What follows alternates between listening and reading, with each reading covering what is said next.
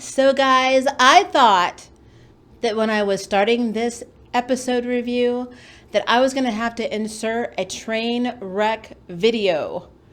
But instead, I have to applaud the CW because they finally hired a writer who understands the definition of sisterhood. Good job.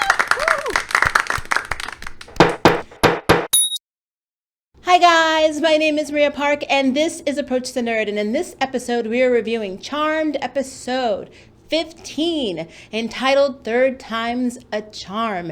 And oh boy, is that a true statement. Actually, the 15th episode, so the 15th time is the Charmed because that is how I feel. I feel like whatever happened over this little brief hiatus we had from the last episode of Charmed got fixed in this episode because these girls, they were in the same scene almost the entire 60 minutes. Technically 48 if you count commercials, but they were in every scene. Finally, they are acting like the Charmed ones, and better, they are acting like sisters. I am so excited. Before I jump into this review, I would like to give a shout out to my fellow YouTuber and Charm enthusiast fan, The Turnout. If you have not checked out his YouTube channel, he has awesome videos, especially Charmed reviews. So please check it out and subscribe. I will link it down below. But yeah, this episode, okay.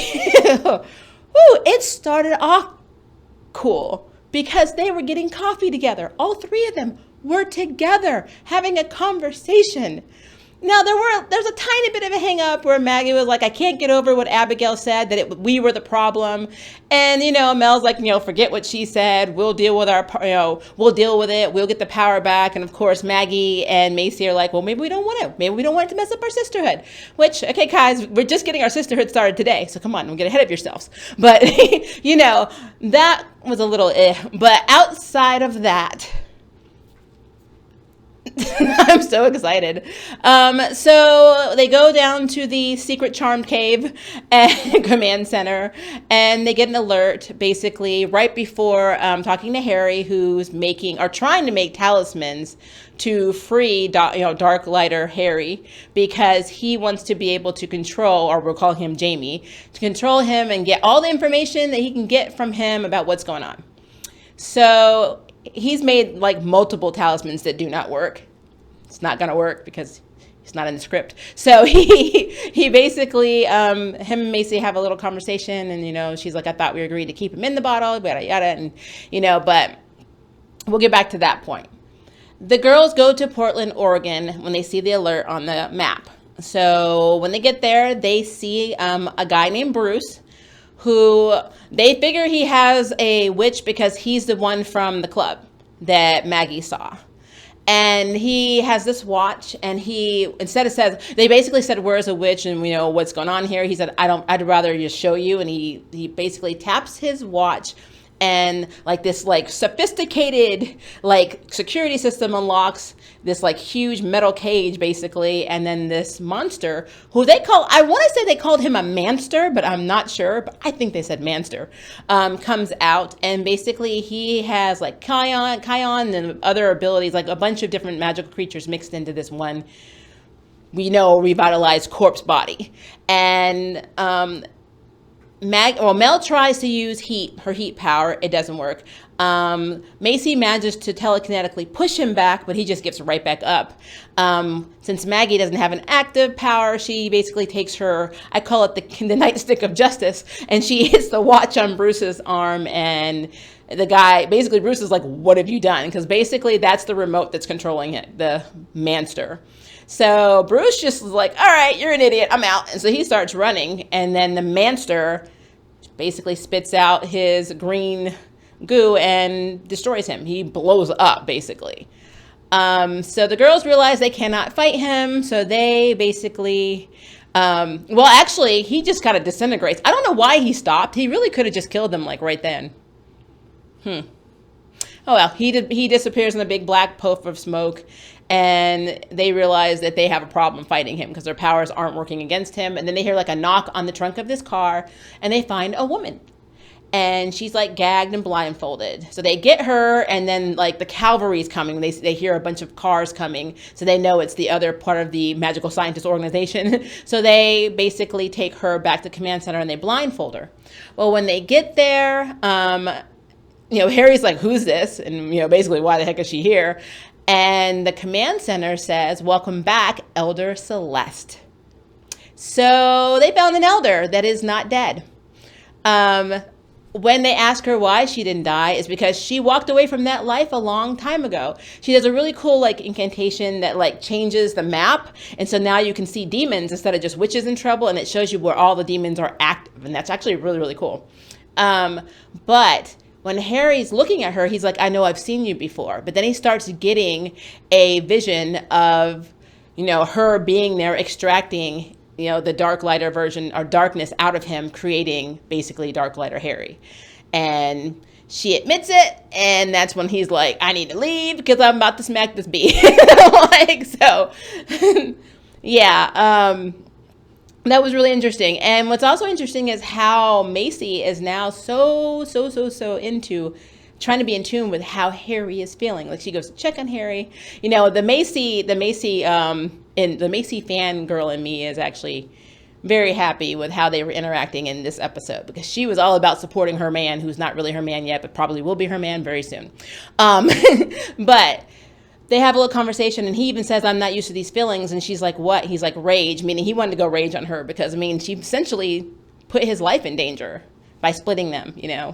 If Dark Harry dies, so does he. So long story short, they decide they don't really need Celeste's help, and they don't want the power of 3.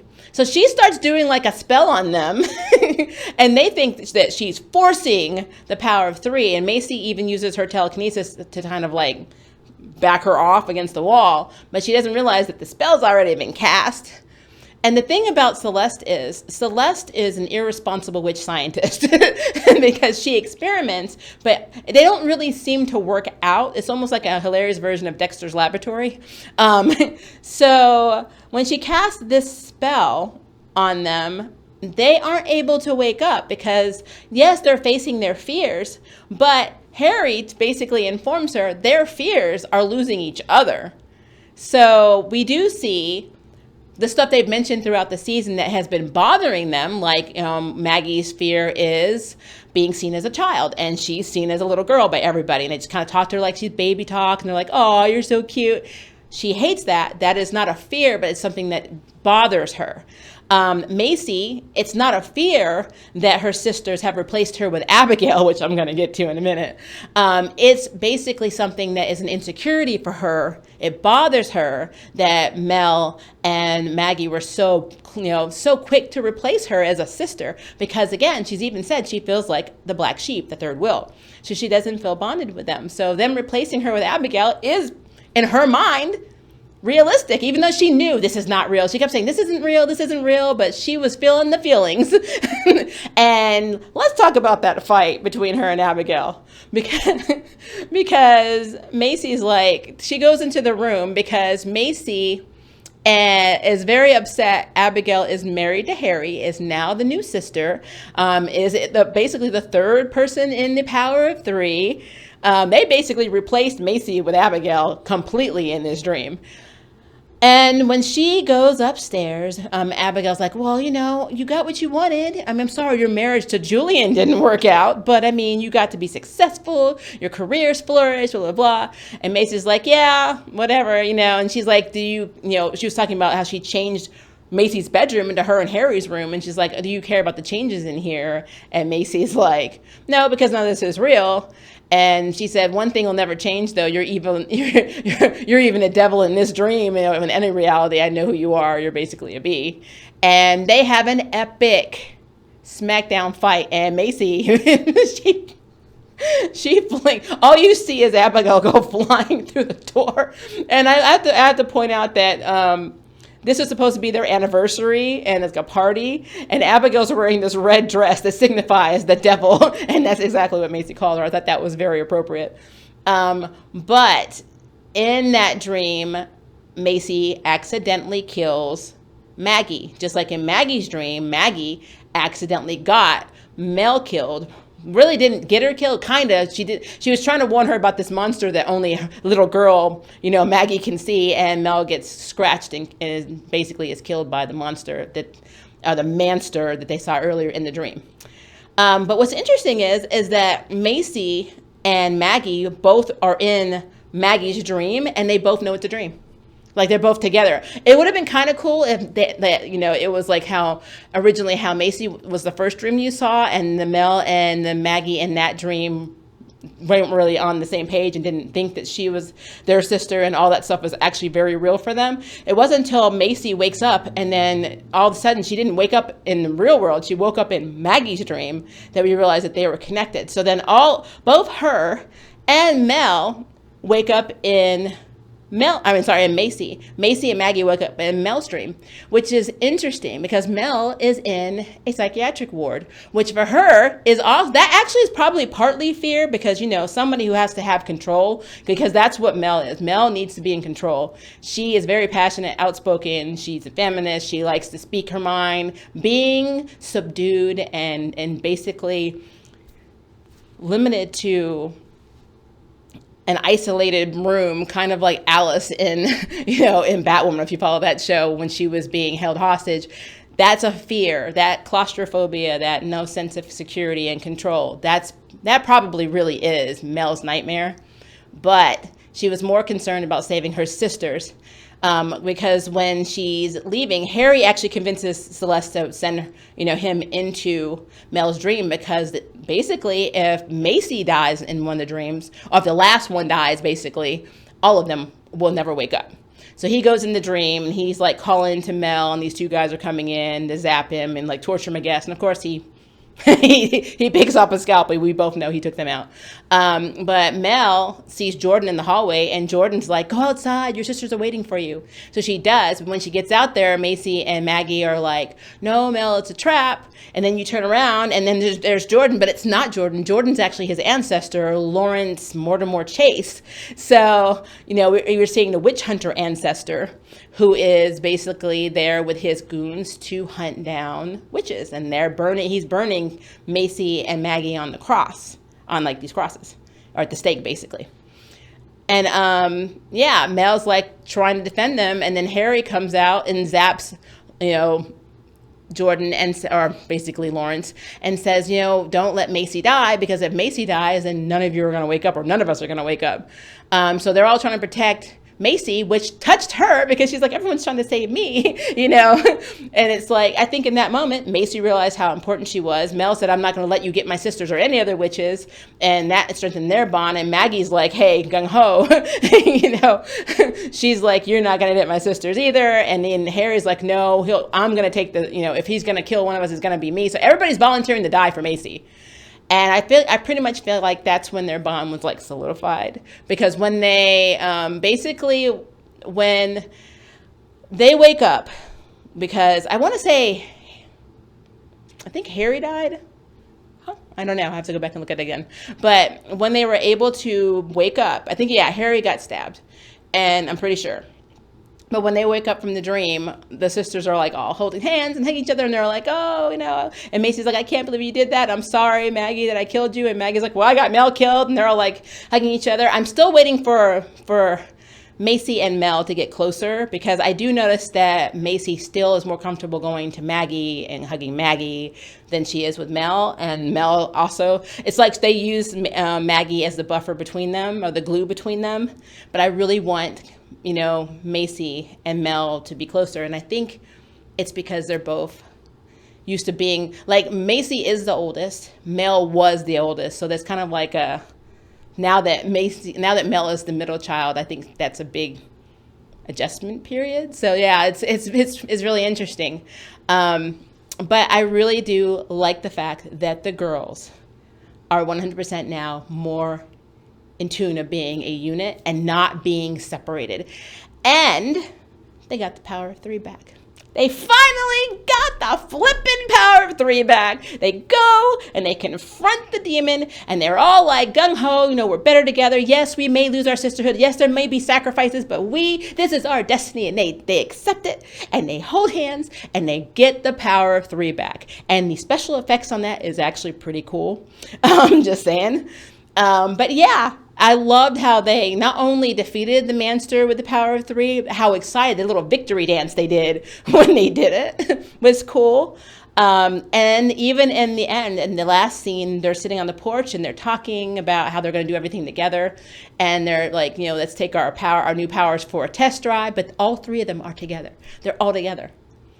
I can say that they were together more in this one episode than they have been together all flipping season, even really first season. They were a little bit better in the first season, but definitely more than they have. Like, it took 15 episodes to be in the same room and the same scenes consistently this entire season. So I think it really should be called the 15th time as the Charmed. But that's just my opinion. But yeah, I actually liked this episode. I liked it a lot. I liked Elder Celeste. I liked that she is on standby to help them, even though they said they don't need her help. And she's like, yeah, you don't? That's kind of stupid. I would totally need your help. I can't read half of the books here. You apparently wrote some of them. I need you to give us a crash course for a week and then go to Mykonos where she ends up going. But and then of course we learned that the humans are acquiring powers to fight.